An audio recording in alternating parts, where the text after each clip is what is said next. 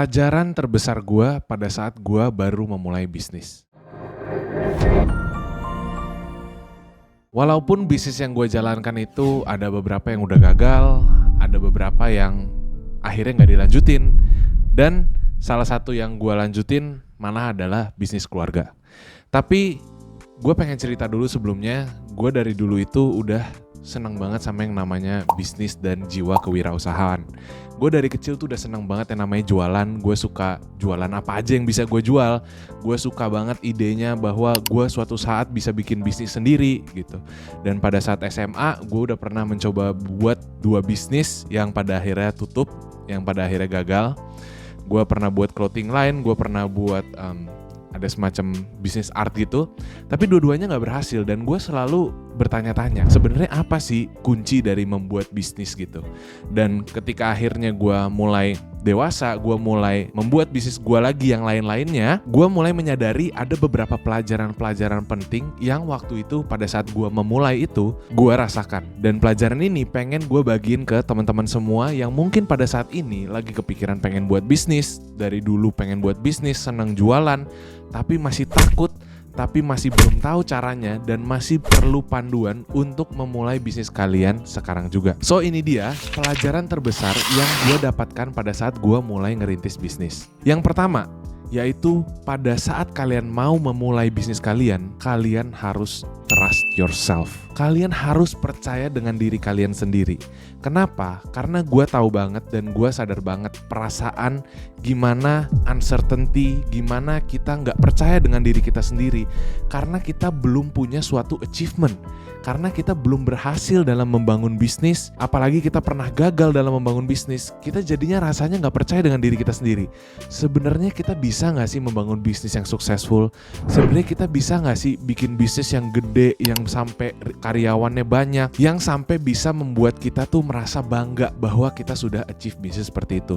Ketika kita belum punya achievement itu, kita pasti punya keraguan itu dalam diri kita. Pada saat gue gagal 2 kali di SMA, gue tuh selalu berpikir gue tuh sebenarnya cocok gak sih untuk berbisnis. Tapi pada akhirnya gue memilih untuk terus percaya dengan diri gue dan memulai bisnis-bisnis selanjutnya tanpa memikirkan kegagalan-kegagalan yang sudah pernah terjadi. Jadi saran gue, walaupun tidak segampang gue omongin, tapi kalian wajib harus percaya dengan diri kalian sendiri bahwa kalian tuh bisa ngelakuin, bahwa kalian tuh bisa ngebangun bisnis, dan kalian akan belajar seiring berjalannya waktu. Karena gak ada namanya orang tuh langsung semuanya tahu, langsung semuanya tuh serba bisa. Pada saat mulai bisnis, langsung bisnis itu bisa grow 100%, 200%, langsung bisa berhasil, langsung karyawannya banyak. Makanya gue selalu bilang, kalau misalkan kalian pikir pengen mulai bisnis, janganlah berpikir terlalu jauh, pengennya buat startup, pengennya buatnya perusahaan yang langsung 500 orang, yang langsung revenue-nya miliaran. Mulai aja dari yang kecil-kecil dulu. Yang penting kalian tuh bisa eksekusi terlebih dahulu. Mulai aja dari dagang makanan kek, dagang produk-produk apa kayak yang bisa kalian lakukan sekarang juga. Karena menurut opini gue, semua pebisnis itu awalnya adalah pedagang. Alasan lainnya juga yaitu kalian bisa jadi lebih hemat modal. Banyak yang mikir bahwa mulai bisnis itu membutuhkan modal yang sangat besar. Padahal nyatanya di dunia digital sekarang yang sudah sangat modern, kalian tuh bisa mulai bisnis dengan modal yang sangat minim atau bahkan 0 rupiah. Dan juga dengan kalian ngelakuin sendiri, kalian mulai, kalian dagang sendiri, kalian jadi tim salesnya sendiri, kalian jadi tim marketingnya sendiri, kalian jadi tim content creatornya sendiri, kalian akan lebih bisa memahami proses-proses yang ada dalam bisnis kalian, sehingga proses-proses tersebut pada nantinya kalian bisa ubah jadi lebih otomatis, dan kalian lebih nggak gampang ditipu oleh karyawan-karyawan kalian, karena kalian udah ngerasain sendiri gimana rasanya harus jualan, gimana rasanya harus packing barang, gimana rasanya harus buat konten setiap hari. Yang kedua, kalau misalkan kalian sudah berhasil memulai bisnis kalian, untuk grow, pelajaran yang kedua adalah you need to trust the process. Bahwa untuk membesarkan sebuah bisnis itu bukan suatu hal yang mudah. Karena kalau itu hal yang mudah, semua orang pasti udah bisa, semua orang pasti udah berhasil. Kalian perlu percaya dengan proses, kalian membutuhkan kesabaran dan keteguhan, keyakinan, dan konsistensi. Bahwa bisnis kalian mungkin gak akan menghasilkan revenue di 2-3 bulan pertama, but it's okay. Kalian harus percaya bahwa kalau misalkan kalian berproses setiap harinya, kalian grow setiap harinya, eventually bisnis kalian akan grow dengan sendirinya. Yang penting adalah kalian tidak stagnan dan tidak diam di satu tempat. Kalian terus belajar setiap harinya, kalian terus grow, mencoba untuk maju gimana pun caranya. Jadi kalau misalkan kalian punya tipe mindset yang fast growth, yang cepat, yang 2-3 bulan langsung sukses, berhasil, maka saran gue sebaiknya kalian meninggalkan pikiran kalian untuk membuat bisnis kalian sendiri. Karena proses membangun bisnis itu tidak ada yang mudah dan tidak ada yang cepat. Kalau misalkan kalian lihat ada kok startup yang baru 3 bulan atau 6 bulan atau 1 tahun udah diinvest ratusan miliar. Coba kalian lihat lagi apakah startup itu masih ada sampai sekarang. Karena faktanya 9 dari 10 startup yang dibangun itu pada akhirnya akan fail di bawah waktu 5 tahun. Sehingga menurut kesimpulan gue, apapun yang fast growth itu tidak sustainable untuk jangka panjangnya.